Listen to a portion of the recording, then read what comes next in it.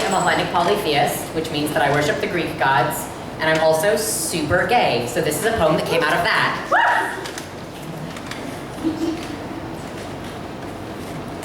My patrons are gods of drinking and running away.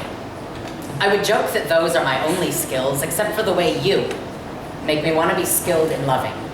Blessed by Aphrodite, by Anteros, by Eros, by Ganymede, blessed with the ability to love you the way you deserve to be loved.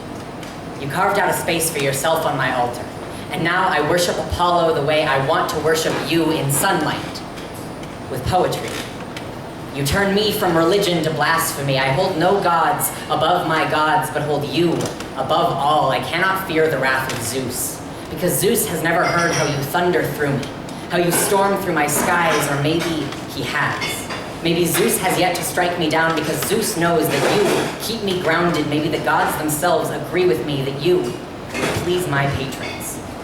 Maybe Dionysus is pleased with the way I drink you in. Maybe Hermes is proud of how I always run to you. Maybe Apollo sees the same sunlight. What I'm trying to say is, Hestia's flame cannot burn in my fireplace.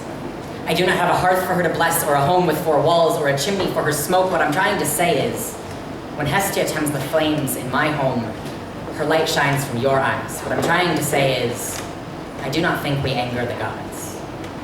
I don't want to anger the gods. I've heard enough cautionary tales, seen enough lightning, felt enough awe to know that they are bigger than me, but I can't seem to help myself. I never knew what it meant to be God-fearing until I began worshiping gods who were meant to be feared. My gods are not always loving or merciful. There's reason enough to fear them, but you are the sweetest fruit I've never been able to resist, and each time you kiss me, I am stealing pomegranate seeds from Persephone herself.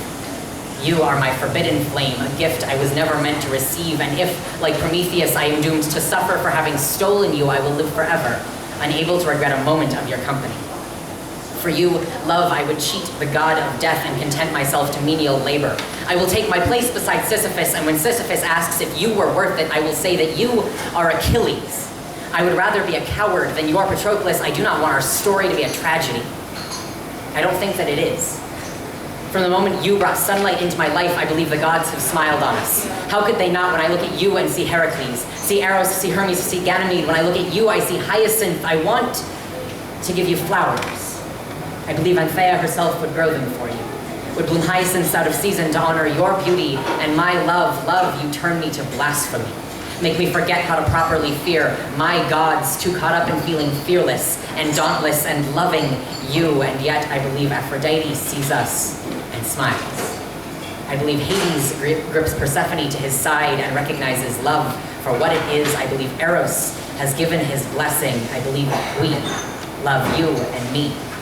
Please the gods.